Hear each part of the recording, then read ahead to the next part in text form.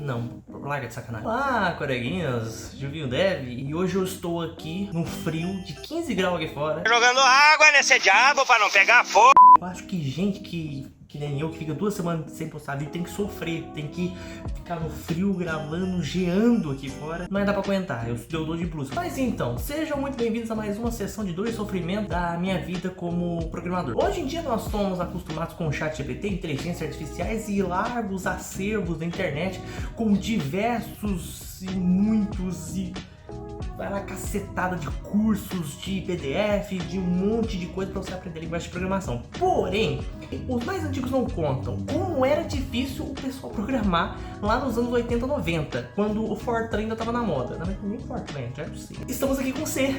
Eu vou contar um pouquinho da história desse negócio aqui.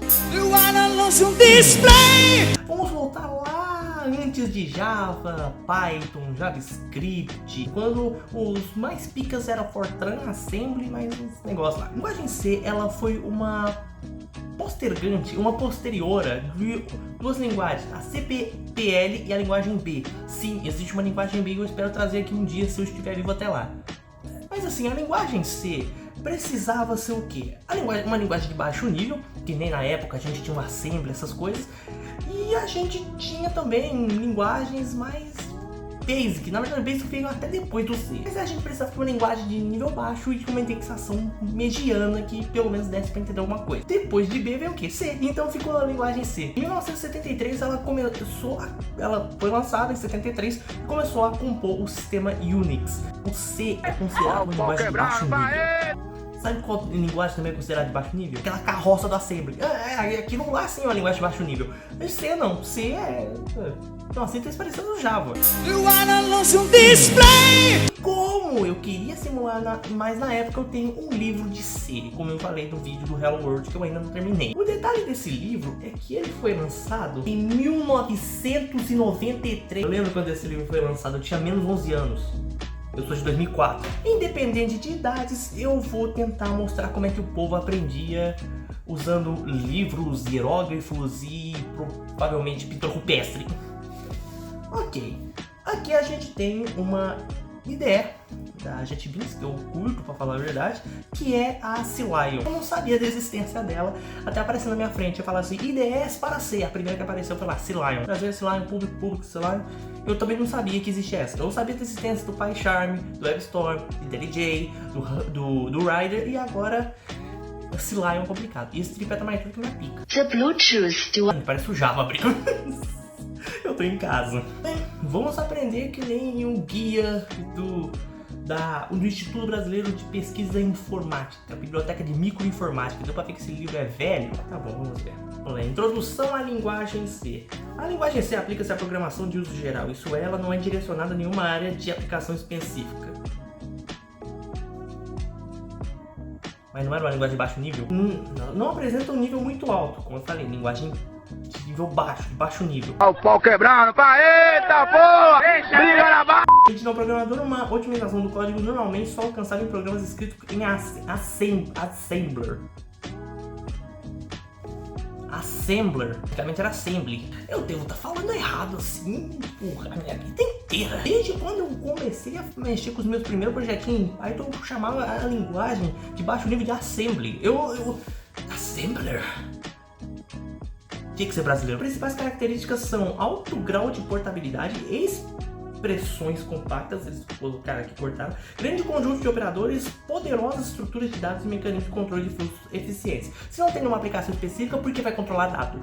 A introdução, que foi um pouco da historinha que eu contei aqui pra vocês. A linguagem C de uso de programação tem sido fortemente associada ao sistema operacional Unix, porque a linguagem C já tinha 20 anos nessa época aqui. A linguagem C, mano, a linguagem C é de 73.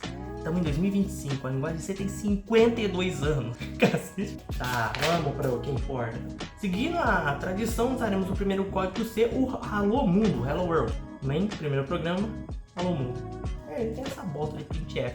Só que o engraçado é que aqui ele tá colocando o main sem o inteiro. Olha como ele... Aí, ele tá colocando o main sem o inteiro. E do lado... Não... A chave tá embaixo. O que aconteceu aqui? Você é composto de uma única função denominada main. O Java também é, mas lá você pode criar outras. O módulo principal do programa, a primeira a ser chamada no início da sua execução. Por esse motivo, a função main deve estar obrigatoriamente presente em algum lugar do programa, que nem o Java. Se o Java sem main é igual cérebro sem crânio para proteger, você só fica apertando, mas não funciona. O pior exemplo que eu dei na minha vida. As chaves em C são similares ao begin-end do Pascal.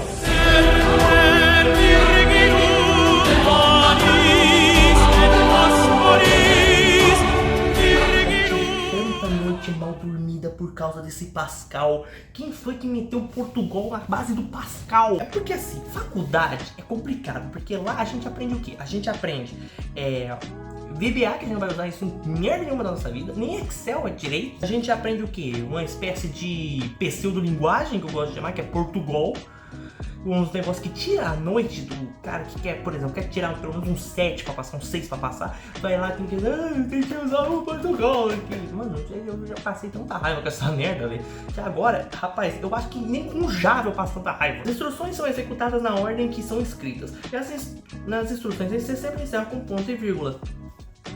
Já vi. Por esse motivo, escrevendo nesse programa a diretiva include Studio 8, que no caso é o que começa o programa. É a mesma coisa do package. Tá? Include o Studio, no entanto, é sempre necessário quando abrimos funções na biblioteca padrão.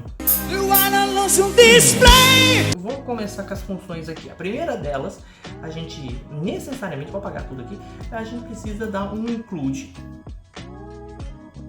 Vou abrir aqui o Studio 8, porque não tá aí. Aqui ele começaria com o main, abre e fecha, abre e fecha, e começa o bloco. Aqui começa no bloco, a gente coloca um print F, que se eu não me engano, eu assistindo o Serial Experiments Line esses dias, e o negócio que tava na lousa, eu reconheci que era C na hora, tipo, rapaz, eu acho que eu tenho que caçar uma namorada. Que o main ele não reconheceu, ele começa com o main, e depois você vai lá, abre o bloco, print F, e fecha. Menos, não vai, por quê? Porque o main não é sozinho, tem que sempre ter um inteiro na frente do main.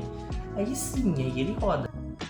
Ele tem essas Hello World. Também que é um main print Hello World, só que com as chaves trocadas, que nem eu fiz aqui. Esse livro tem um erro meio chatinho, porque não tem o começo do negócio, não tem o int. Tem um exercício aqui, ó. Escreva um programa que imprima na tela do seu computador Instituto Brasileiro de Pesquisa em Informática. Eu acho que esse instituto nem existe mais. Quem é o presidente do Brasil nessa época aqui? Era o Fernando Collor?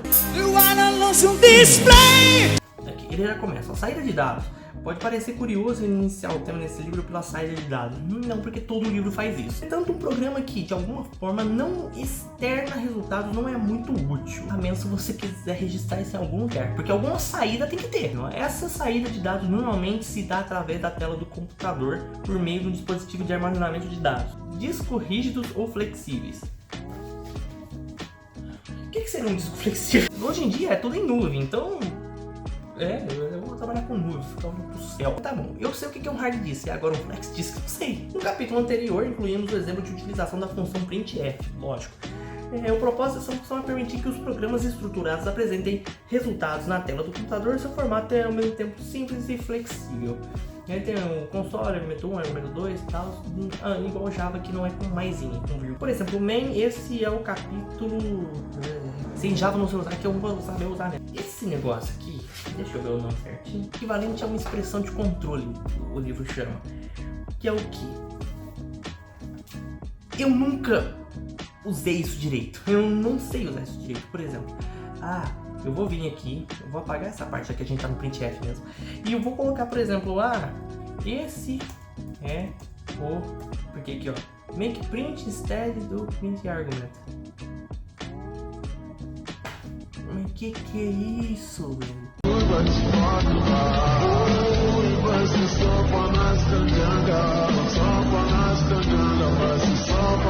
Eu honestamente fiquei assustado agora. Mano, como assim? Porcento? Ah não, porcento é pra você incluir porcentagem aqui. Mas aqui livro aqui não tá muito confiante não. Tá passando muito. Eu vou declarar aqui, gente. Segundo igual a 2. Eu não entendi nada. Meu Deus do céu, o que é return? O return tem que ser no final, é return. Eu tô cansado, chefe. Eu nunca vou aprender esse, né? Expressão de controle. A expressão de controle consiste em uma cadeia de caracteres delimitada por aspas, como agora. Na verdade, isso é uma string, é um conjunto de string. Nesse caso, o objetivo da função printf é exibir a expressão de controle na tela do computador. Do computador, tipo, nossa, anos 90. Quando a gente usava aqueles IBM. A gente não, porque eu não usava, né? Quando eu cheguei, a gente já tinha aquele PC branco. Esse aqui, eu sempre fui muito pé atrás disso aqui. Eu prefiro muito mais usar a indentação do printf do Python ou da... Não, é o que não é, ffunction, aquilo lá. Eu prefiro muito mais a indentação do ffunction do Python ou do cifrão do JavaScript. Porque... Ou eu vou lá, faço que nem um Java, eu vou lá, coloco um maisinho e continuo escrevendo. Porque se eu for fazer que nem eu faço no C, eu tenho certeza que vou ser banido nos 40 países. Que bem torto.